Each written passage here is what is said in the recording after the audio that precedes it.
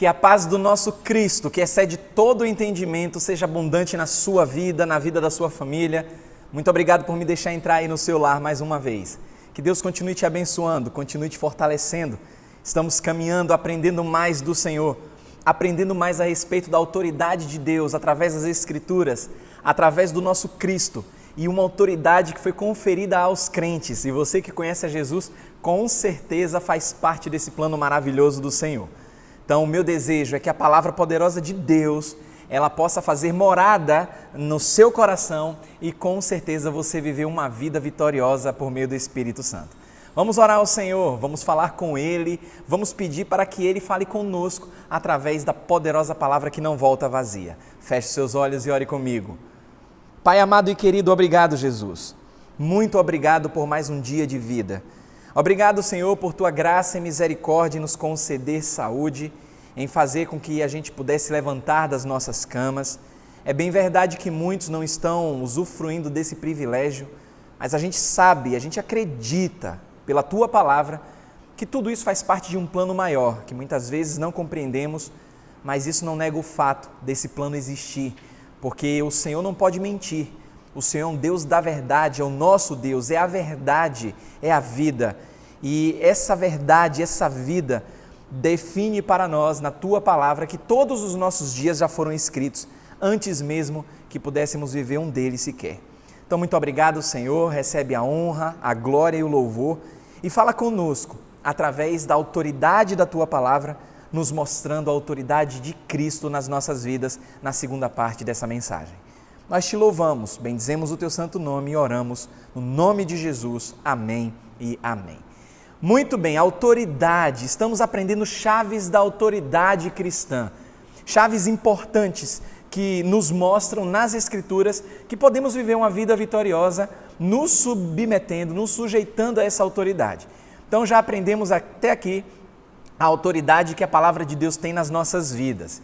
Muito se fala aí, tem muitas notícias, muitas pessoas falando muitas coisas, mas a gente não deve se apegar muito às fake news. Na verdade, não deve se apegar em nada de fake news, porque a palavra de Deus é a verdade. E o pai das fake news, você sabe muito bem que é o próprio diabo. E isso já acontece desde lá do Éden, quando Deus falou com Adão e Eva e o pai das fake news chegou para eles e falaram: vem cá, é assim que Deus disse? Lançando dúvida na verdade de Deus. Então aprendemos muito sobre a autoridade da palavra de Deus e começamos no domingo à noite a aprender da autoridade que Cristo tem. Até porque algumas pessoas questionam por que nós adoramos a Jesus, por que falamos no nome de Jesus. É porque Jesus tem autoridade e essa autoridade foi conferida a Ele pelo Pai, tanto nos céus quanto na terra.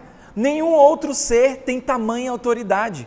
Nenhum outro Deus que se levante tem tamanha autoridade. Por isso nós olhamos para as Escrituras e descobrimos essa autoridade que se encontra em Cristo Jesus. Então nós aprendemos que essa autoridade ela foi dada pelo Pai, e nós vimos em Mateus no capítulo 28, no versículo 18, isso, que essa autoridade ela foi delegada para Jesus, a Jesus. A gente aprendeu também em Mateus no capítulo 9, que essa autoridade que foi dada pelo Pai fez com que muitas pessoas, uma multidão, pudesse perceber e contemplar que Jesus não era apenas um homem qualquer, mas que ele falava como quem tinha autoridade. Aprendemos também que essa autoridade não somente foi dada a Jesus pelo Pai, mas essa autoridade ela abrange os céus e a terra.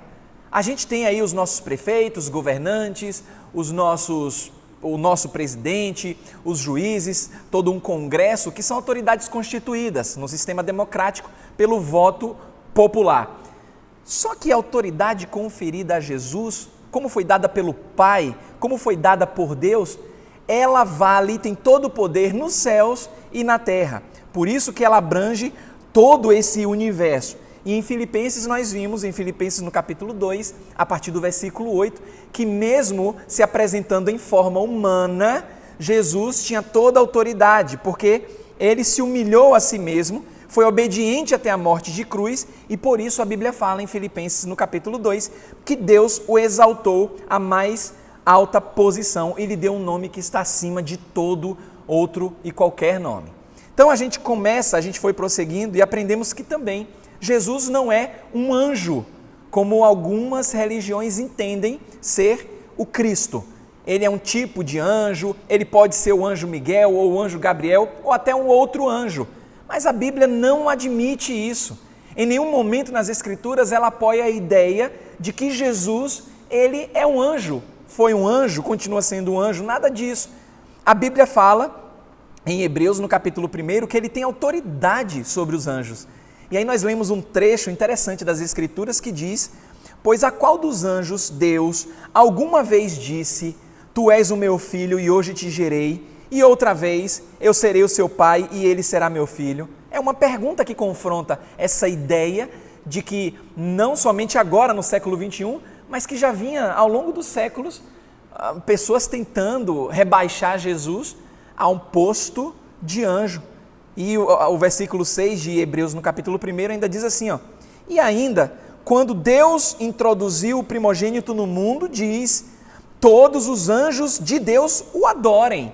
Então, Jesus, por ser o Filho de Deus, o próprio Deus encarnado, recebe a adoração dos anjos e não o contrário. Então, Jesus ele tem autoridade sobre os anjos. E aprendemos também que Jesus ele tem autoridade sobre principados e poderes. Algo deve chamar a nossa atenção, porque o povo de Deus é descrito nas Escrituras como a igreja de Cristo ou como o corpo visível de Cristo. Jesus Cristo, ele é o cabeça da igreja, ele é a noiva, a igreja é a noiva, Jesus é o noivo, ele é o cabeça da igreja. E todas as vezes que a Bíblia se refere à igreja como o corpo visível de Cristo, está se referindo aos crentes. Então, o crente, o salvo em Jesus, ele faz parte desse corpo de Cristo que é constituído, que é denominado nas Escrituras como a igreja. Logo, precisamos, como igreja, nada de placa, não, a ideia não é defender placa de igreja, segmento religioso, mas o que a Bíblia ensina a esse respeito, que como corpo de Cristo, como igreja, Jesus tem autoridade sobre as nossas vidas. E em Colossenses, no capítulo 1, a gente encontra o seguinte, a gente aprende sobre essa soberania de Deus, e olha só, em Colossenses no capítulo 1, versículo 15, o que a palavra de Deus nos diz. Colossenses 1, você que está com a sua Bíblia, já pode abrir aí em Colossenses no capítulo 1, no versículo 15, que diz o seguinte a respeito de Jesus como o cabeça da igreja, como sendo a igreja, os crentes que fazem parte aí desse corpo. Diz assim em Colossenses 1, versículos do 15 ao 19. Ele, Jesus, é a imagem do Deus invisível, o primogênito de toda a criação, pois nele, em Jesus, foram criadas todas as coisas, nos céus, na terra, as visíveis e as invisíveis, sejam tronos ou soberanias, poderes ou autoridades. Todas as coisas foram criadas por ele e para ele. Olha Jesus aqui com autoridade no processo da criação. Mas o que eu quero enfatizar aqui é que ele tem autoridade sobre a igreja, porque o versículo, o contexto, ele continua dizendo o seguinte: ele é antes de todas as coisas, Jesus, e nele tudo subsiste. Ele é a cabeça do corpo. E o versículo diz, o versículo 18, que é a igreja. É o princípio e o primogênito dentre os mortos, para que em tudo Jesus tenha a supremacia. E o versículo 19 diz, pois foi do agrado de Deus que nele, em Jesus, habitasse toda a plenitude. Não é parte do poder, não é parte dessa autoridade. Então notem que em Jesus habita toda a plenitude do poder e Jesus é constituído como o cabeça do corpo que é a igreja. Algumas pessoas ainda vivem numa fantasia religiosa, entendendo que o poder de Deus se faz apenas nas quatro paredes. Não é isso. As quatro paredes é muito importante. Você que conhece a história da igreja sabe, foi instituído local para adoração, para que os irmãos pudessem se encontrar para adorar o Senhor em culto de adoração, testemunhos, agradecimentos, louvores a Deus. Maravilha!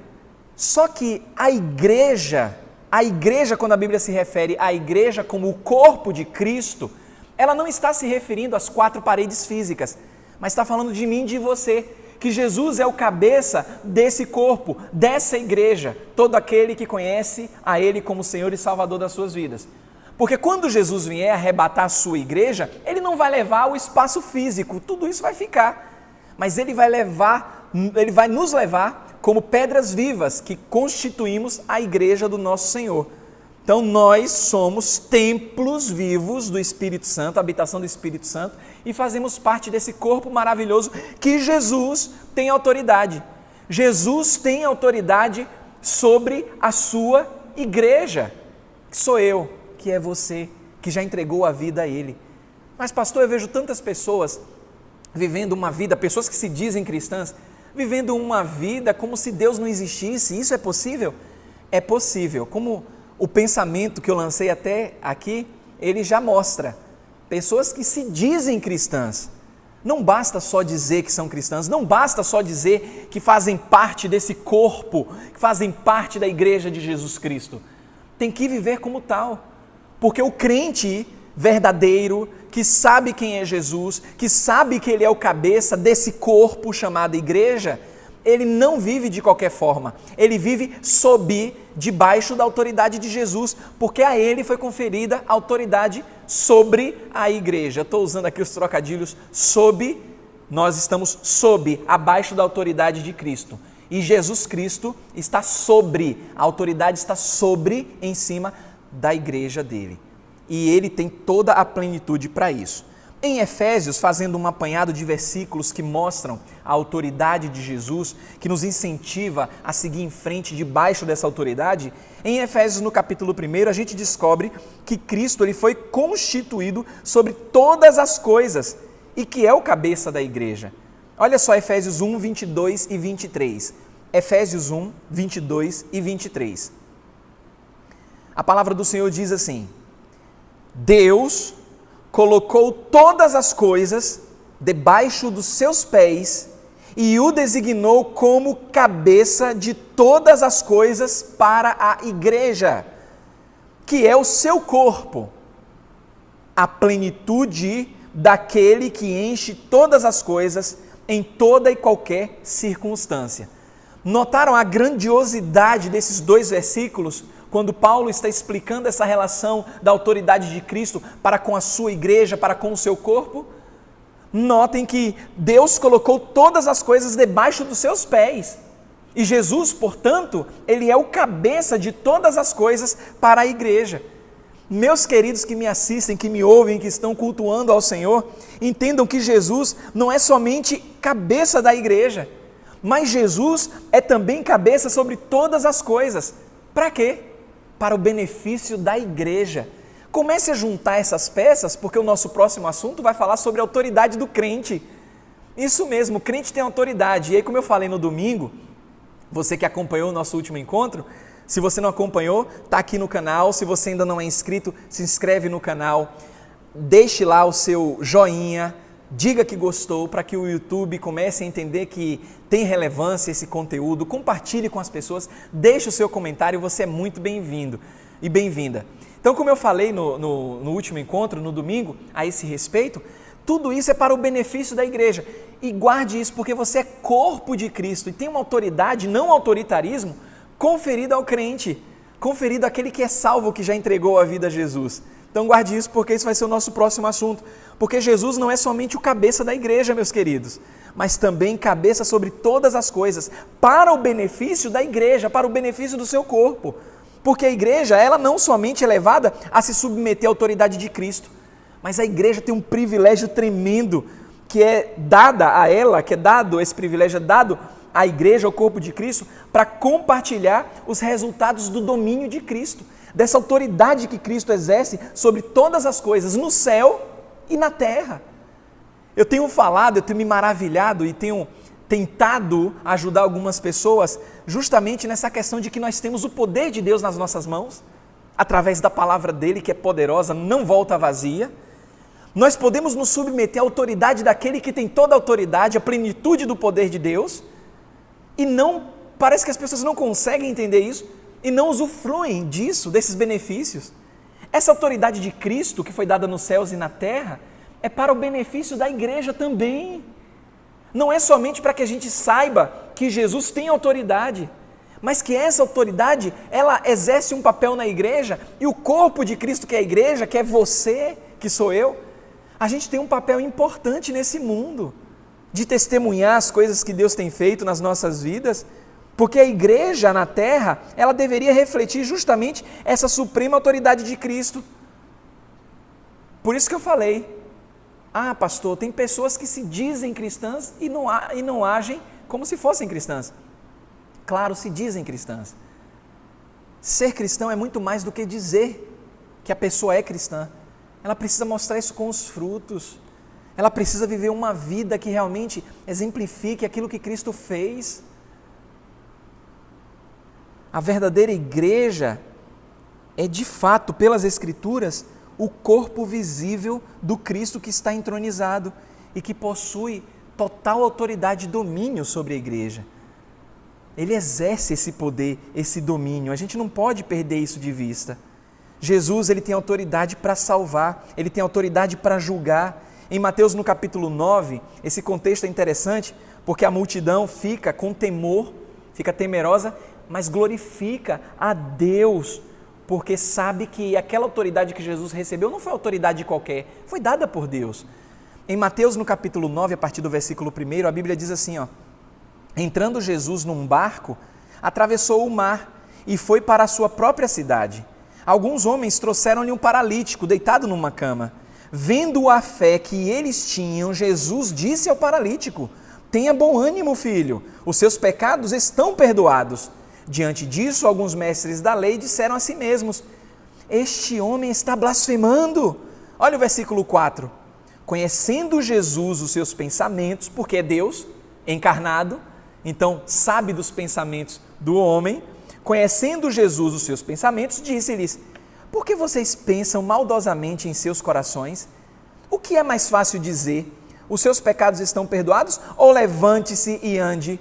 Mas para que vocês saibam que o Filho do Homem tem na terra autoridade para perdoar pecados, disse ao paralítico, levante-se, pegue a sua maca e vá para casa.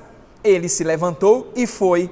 Vendo isso, a multidão ficou cheia de temor e glorificou a Deus que dera tal autoridade aos homens, porque o próprio Deus estava ali, com autoridade para perdoar pecados, com autoridade para salvar as pessoas do inferno.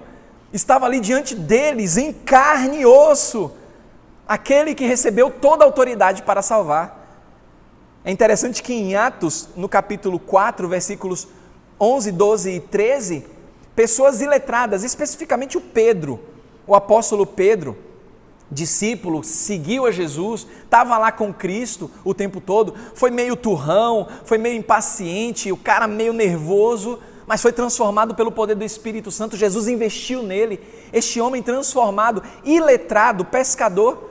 Olha a declaração que ele faz por conta da inspiração do Espírito Santo na vida dele e no meio da multidão. Em Atos, no capítulo 4, versículos 11, 12 e 13, diz assim, este Jesus é a pedra que vocês, construtores, rejeitaram e que se tornou a pedra angular. Não há salvação em nenhum outro, pois debaixo do céu não há nenhum outro nome dado aos homens pelo qual devamos ser salvos. Vendo a coragem de Pedro e de João e percebendo que eram homens comuns e sem instrução, ficaram admirados e reconheceram que eles haviam estado com Jesus. Jesus tem autoridade sobre a igreja, Jesus tem autoridade para perdoar pecados, Jesus tem autoridade para salvar, só há salvação no nome de Jesus.